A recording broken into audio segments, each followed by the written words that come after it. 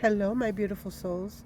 I am Minerva's Moon, crone witch, shadow worker, and keeper of the old magic. Come in close, the circle is warm. Step in, breathe deep, and let the ancient wisdom rise within you.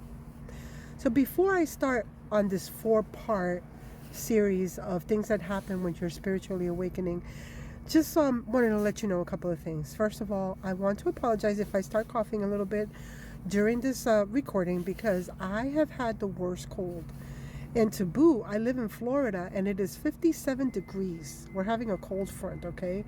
57 degrees. And I know this is to some of you, you're like, that's nothing. But to us, it's horrible, okay? Horrible, horrible. So, yeah. Things, and if you haven't seen part 1, 2, or 3, go ahead and go check it out. I think you're really going to find it interesting. So let's get started. One of the things that you're going to notice is that nature is going to meet you wherever you are. Let me tell you, when you cook with the stuff that you've grown, like when you taste that first tomato or you pick that first basil leaf, it hits differently. I made the best spaghetti sauce from scratch. I had my own tomatoes, I did my own herbs, and it was divine. It was magical and spiritual, and at the same time it was like soul nurturing. So yeah, nature meets you. They meet you where you are.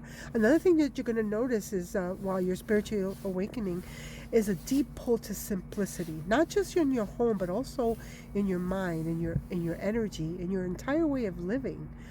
When I started awakening, I went from a 2-bedroom home to a tiny 500 square foot sanctuary, a tiny home. And let me tell you, I have everything I need. I'm sorry. I felt held here. I felt free. But to get here, I had to let go of a lot. Okay? And it wasn't always easy or simple.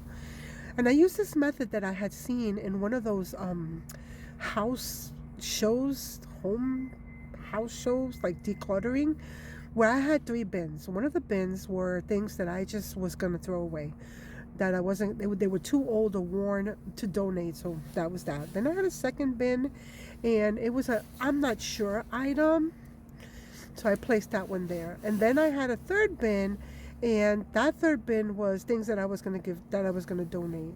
Gently used items. I even had some clothes that still had tickets on it. They're tickets. So those are my 3 wins. And of course, the I'm not sure bin was the huge one, right? Because, letting go of stuff is emotional. It's identity work, it's shadow work, and it's not easy.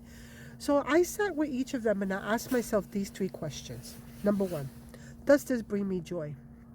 Yes, everything I held brought me joy.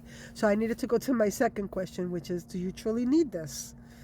That's when I started decluttering a little more. And the third question, that sealed it. When was the last time I used it? All right. Now, I know a lot of you can relate. Got things in the closet that you don't even know you have. All right. So that took care of that. Now, when you release things, though, you're going to feel the energy shift. You're going to feel lighter. You're going to feel more and it doesn't stop with your home. It also starts, you start decluttering your mind as well. You stop carrying those old stories, those old fears, those version of you that no longer fits. You start choosing peace over noise and presence over pressure and joy over accumulation. You begin to remember who you are beneath all that stuff.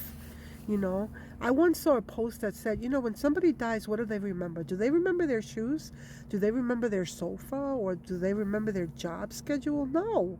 No, what they remember is the connection. They remember the laughter, the way that you made them feel, the imprint that your spirit left in theirs. And that's the legacy there. That's the magic. That's the part of you that lives on.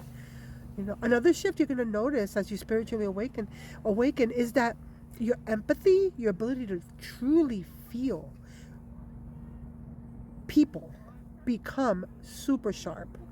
You start really listening with your whole spirit, not speaking to them and thinking, I wonder how the traffic is going home, or I wonder if I paid that bill. No, you're really, really listening to them.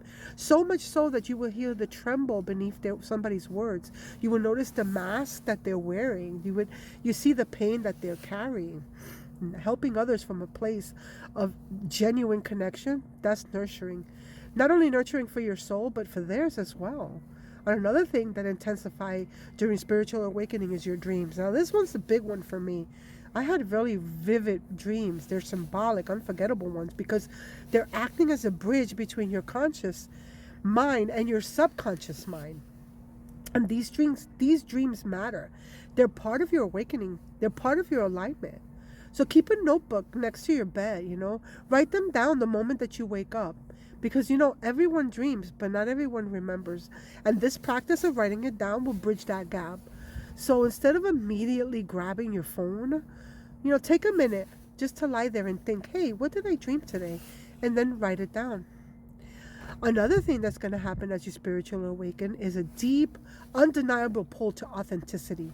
Not the cute Instagram kind, okay? But the real, uncomfortable, liberating kind. You finally introduce yourself to the world as who you actually are. And let me tell you, for the longest time, I didn't even realize that I would exaggerate my stories. It was something that I did unconsciously. And it wasn't because it was malicious. No, it was because when I grew up without validation, So I started adding little sprinkles to the truth to make my life exciting, right? Because I wasn't validated, so I had to be wowed. And it wasn't because I was a liar. It's just that I was starving to be seen. Now, when my ego tries to jump in and embellish something, guess what I do? I catch it immediately. And I'll stop mid-sentence and I'll tell the person, hey, hold on, that wasn't accurate. Or I'll tell them, I think I exaggerated a little bit. Let me start over. The moment that I do that, and the more that I did that, the less it started happening. So another layer of authenticity is speaking your truth about your spiritual path. Let me tell you, for the longest time, I hid mine because of judgment, because of people misunderstanding my beliefs, but not anymore. Now, I don't volunteer information. It's not like I get a megaphone and I start screaming, hey, I'm a witch. But if I'm asked, I'll answer honestly. And living authentically is freedom. When that veil lifts, something wild happens. You become hungry, hungry for the truth, hungry for knowledge, hungry for understanding. You realize how much you were conditioned, how much you accepted without thinking, how much your life was built in beliefs that they weren't even yours. One of the biggest shifts is openness, true openness. Growing up, many of us were taught, hey, this is the way, this is the truth, that's just how life works. But awakening cracks that wide open and you start welcoming change. You start questioning your old doctrines. You start asking, what else is out there, Curiosity is sacred. Curiosity is spiritual. Curiosity is a doorway to awakening.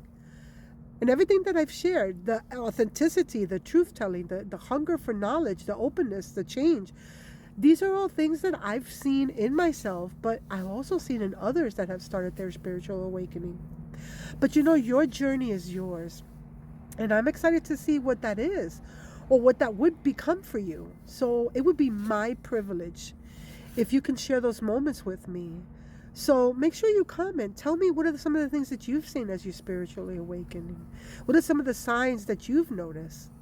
And as you start spiritually awakening, they're going to happen more and more. So let me know. Comment, please. Well, my friends, as the circle closes, carry your awakening and your magic with you. Awaken your soul and honor the craft and walk in your power. As above, so within. As within, so becomes. Blessed be, my beautiful ones.